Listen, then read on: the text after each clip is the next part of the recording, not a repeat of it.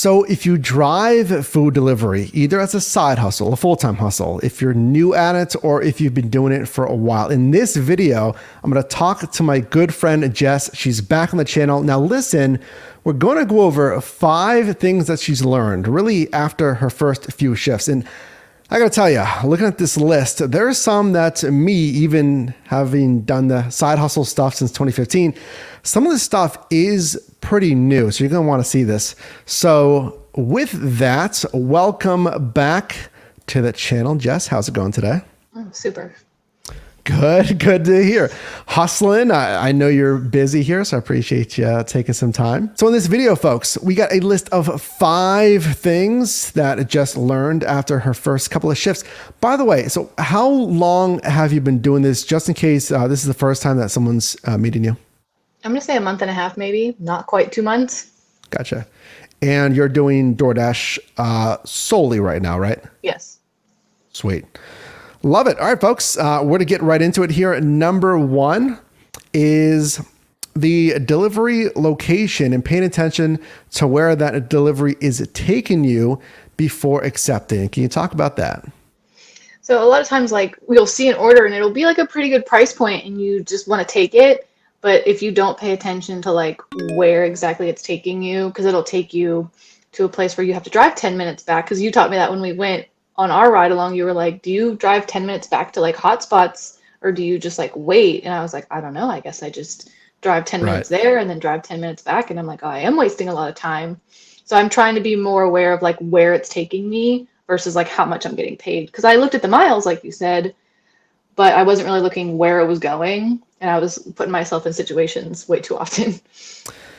100%. Because I mean, it's flashy, right? If you get a payout, it's like $11, $12, and you're like, that looks pretty good. But even if the miles are good, if the miles don't seem bad, but if they're pulling you away, like you just mentioned, if you don't want to drive in that ending destination, you're going to drive back, right? Mm-hmm. So that is a big takeaway. Yeah, paying attention. Now, folks, we always want you to have what's called ping pong orders. So once you finish a delivery, I want you to be in a hotspot. Those are areas that are dense with restaurants. A power strip, rather. That's what we call it, a power strip. So you can ping pong, you finish, you immediately get another order. That's a good takeaway, Jess. So number 2, this is something I guarantee if you're just getting into this, it's going to happen. I guarantee it's going to. I'm just going to pop this up here. Tell us about this one. The wait times. I mean, it's like Chipotle. Chipotle never lets me down at this one location, but was it yesterday? It really, like, I waited 20 minutes and I hate canceling orders because I don't want to. And I waited and I even walked up to the counter and I was like, how much longer? And she said she had 8 more orders before it. And I was like, I'm done. Like, I'm going to cancel it. And there's multiple situations that if I just canceled it after the 10, 15 minutes, I would have saved myself a lot of wasted time. And you texted me, you're like, well, how long would you wait for an order? And I told you like 10 minutes, obviously we want to be in and out as fast as possible. But 10 minutes is like, all right, I'm waiting. But once it gets to that 15-minute window, you gotta decide, is it worth it to keep waiting, or should I reserve some of those cancellations for a situation like that? Mm-hmm. And it's funny, if you ask a restaurant, especially those Chipotles, because they get really big, like, how many do you have in front of me? Like, you know, they're super busy. They said 8 in front of you. There was like multiple people waiting for, like, there were more people waiting for online orders than there were people in line getting orders. And there were other people like upset. And I was like, I'm not trying to be upset over someone else's food. I'm leaving. I get it. I mean, again, you could be waiting there like another 15 or 20. I've had it happen. Versus, I mean, I get it, because you're going to have to wait for another new order. It's not ideal, but you got to use your best judgment here. It's a good takeaway. So number 3 right here is if the apps take you somewhere that is not the restaurants. Again, if the app, folks, takes you somewhere that's not the restaurant. So what happened here? There's been multiple situations where I like click directions to the restaurant or like Giant Eagle, and it takes me somewhere that's not that. Like the one, like I told you, was on the side of the road. It was just trees. It said your location's on the left. It was a Subway, but there was no Subway.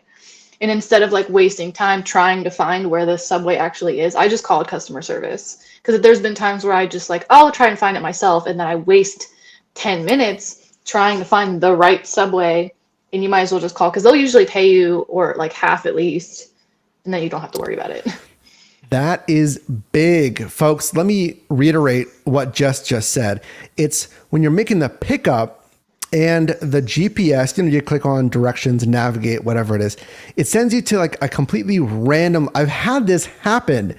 It was rare, I'll tell you that, but it'll say it was a wing stop for me. It'll say wing stops at like 1600 Baltimore Street.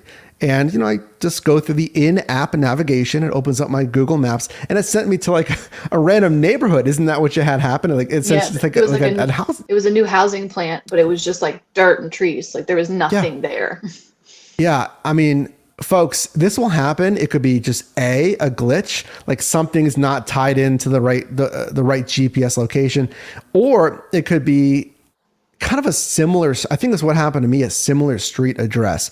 So it's like 1600 Baltimore, like street versus lane. It could have been something like that. But I want to talk about your other point is you got to be careful of, well, can't I just Google like subways and then find like the close one? I'm assuming that's the one. You said that kind of burned you a couple times, right? Yeah, because I think I know where it is, and then it might not be the right restaurant. Because even when customer service called that Subway, she said that she couldn't even get through to that Subway. So I'm like, does this Subway actually exist? Like, is this a Right. real Subway? So our next one here, don't waste time finding somewhere to park to deliver. This is interesting. Let's talk about parking. What is your strategy with parking at the pickup versus the drop off? Because here you mentioned the drop off. Talk to me about that. Well, the pickup is usually fairly easy where I am because most restaurants here have like a designated parking Cool. place. But drop-off locations sometimes, especially like apartment buildings, like the one situation that made me do this is it was like a one-way, and I had to go in a circle around the same building 4 times because I couldn't find somewhere to park, where I literally could have just put my flashers on, jump out and hand this chick her food and go. But I was like, no, I want to park in a parking Right. spot. And like I need to just be more like just park, drop off food, get back in the car. I get it. It's the subtle balance, folks, of using strategy like Jess mentioned, because I mean, let's be real here. You're not going to always find an ideal place to park. Like if you put your four ways on in the resident only parking in like an apartment complex, if you park on the yellow curb, you put your flashers on. Now obviously use common sense. Hopefully do not impede traffic, all of that, right? I want you to be safe, of course. But if you're on like that neighborhood street, if it's not the most ideal place, usually you can get away with it. Would you agree with that? Yeah, it's usually like in apartment complexes where it's like all those resident parking only. I'm like, oh, I can't Yep. park here. But I was like, I might as well just get out. Like, I don't know why I wasted all this time Yeah, for no reason. exactly. I would not advise folks to park in handicap, of course. Let's try not to do that. Fire lanes, right? But if it is, again, the leasing office and it's like residents only, yeah, I've done that plenty of times. You'll be fine there. And I wouldn't worry about your vehicle in those circumstances. It's a good point there. So our next one, folks, lean in for this one, okay? If you've been listening in the background, if you just have this, going, I want you to refocus here and really pay attention to this next point. Because this point, I mean, I want to be honest with you, this is a pretty serious point that we're going to talk about right now. There's a whole kind of gambit of different levels of our next point here, but pay attention to this, because our next point here is to not assume that everyone has good intentions. Because look, we're basically in the service industry here. We're providing a service and we're interacting with the public, with the end user, the customer. So Jess, you can talk to us about maybe what happened or something that kind of gave you pause here and your strategies with this. It's usually when, like, if you put yourself in a situation where you're walking up to someone's apartment building and you're by yourself, like me being a female driver, walking up into a dark apartment complex, like sometimes I have to go inside of the apartment buildings. And you just have to be aware of like these people and like just you don't want to go somewhere and be alone. Just be aware of it. I don't know, because you never know what. I've had situations where it makes me feel uneasy, and as a female or a male, like those feelings, and they're probably right. Yeah. Folks, again, dealing with the public in the capacity that we are. I mean, I've worked retail customer service, and again, I've been doing stuff in the gig economy, which most always uses your vehicle since 2015. Thousands of trips and transactions. I did this here in my hometown in Pittsburgh. I did this in a brand new city for me, a much larger city, San Diego, California. And I mean, we just never know, if you've seen things in the news.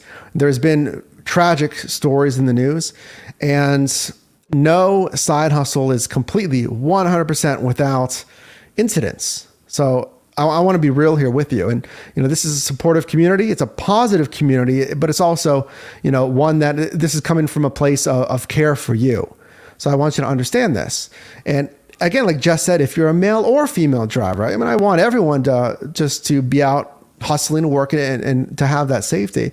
And I was telling Jess, I'll be real. I'm not particularly worried about my safety. I feel pretty good delivering. I try to deliver always during the day, but I was telling Jess, like one time I was delivering in a certain neighborhood I wasn't familiar with. I had my back turned. I'm like leading into my car, getting the drinks and food. I'm like, oh, this isn't the most safe place to be in, like body positioning wise. So yeah, just be safe out there and trust your instincts. Jess, have you had any other, you mentioned like at nights, unknown apartment complexes? Well, I was a bartender for 3 years, so I don't know the feeling. So like I walked up to this guy's apartment and it was like a really dark, narrow hallway, and I handed him his food, and immediately like I turned my back and he like texted me like he asked me for my number like in the little app because I was finishing the delivery. But I got like, I don't know, just like this feeling because I was alone in a dark hallway right in front of this man's apartment building at night. So I like hurry up, walked to my car, locked the doors, and like just kind of kept going because then he kept sending me question marks like after, like it was like, what's your, and then question mark, like as I was walking to my car, and I just was like, I need to get back in my car now because it just didn't feel right. Like being a bartender, how long I was, like, when someone's intentions might not be, good. I get it. I appreciate you sharing that story. I mean, having talked to tens of thousands or 100,000+ people over my years in customer service, you do get that mentality of just personas, and what have you. And, I didn't know that part of the story where he just immediately kept kind of asking, which is a little odd. That's why I got real like uncomfortable because it wasn't like, hey, what's your number? Like we didn't even talk. Like he wouldn't even say like, hey, how are you? He just like closed the door, sent, and then just kept sending like text messages, and it kept popping up. So I tried to complete order so he couldn't contact me anymore and like get back in my car. But like I said, I'm like in a dark alley trying to get back to my car by myself. And it was like probably 9:30, 10 o'clock. I'll pull in one final point from my mom, who I love deeply, both my parents. And she told me, she's like, I don't trust anybody. She's like, I don't trust anybody. And you kind of have to have a bit of that. I mean, as nice as anyone can be, especially if they're in those circumstances, they are a stranger. They can be a nice stranger, but again, if you don't really know someone, I get that. Not to bring you down, folks. I just want to be real with you because again, there's a component of safety. So I appreciate you sharing that, Jess. Moving on here to our last point, 5 things that Jess learned after her first few shifts. And folks, if you're getting value in this video, if you appreciate Jess being here featured on the channel, there's other videos as well. Check out a card linked above for an example. Can you drop a like on this video? Appreciate it. And our last point here is knowing your hotspots and your driving boundaries. Can you share a little bit about this? You just want to make sure you stay in like busy zones, like you said, like kind of like the first point, like just kind of be aware of where you want to stay. Because a lot of times I would take orders because like it's the price point for me. Like I see a good price and I'm like, oh, I'm over here in like this little residential area, I'll be fine. But then you get over there and then maybe you're outside of your zone. And then it's like drive back towards hot zone to get back in your zone. And then you're wasting time doing that. And then like you go somewhere that you think might be a hot zone, and then it ends up you sit there for 15 minutes not getting a single order because you don't know. So if you're just kind of be aware of where you usually get better orders and sit there versus like going to sit somewhere where you're just going to waste time. Absolutely. That's the fundamental of studying hot zones, power strips that we call it. Those are areas that are really dense with restaurants. Those boundaries that you talked about, if this is my home base, how far away do I want to drive? Because I'm going to have to come back eventually. Is this area that seemingly is busy? Is it really that busy? And all of that. Folks, with that, much more to come, including live shifts with Jess. Everyone's busy. I know Jess is very busy. Having said that, hey, I appreciate you being on the channel again, Jess, and taking some time to do a video for us. Yeah, thank you. Absolutely. Appreciate you being on the channel again. And folks, if you did get value in this video and Jess being on here, can you drop a like on this video? Appreciate it. And you can also click or tap screen here for my newest video, as well as a video recommended for you. And I'll see you in the next one.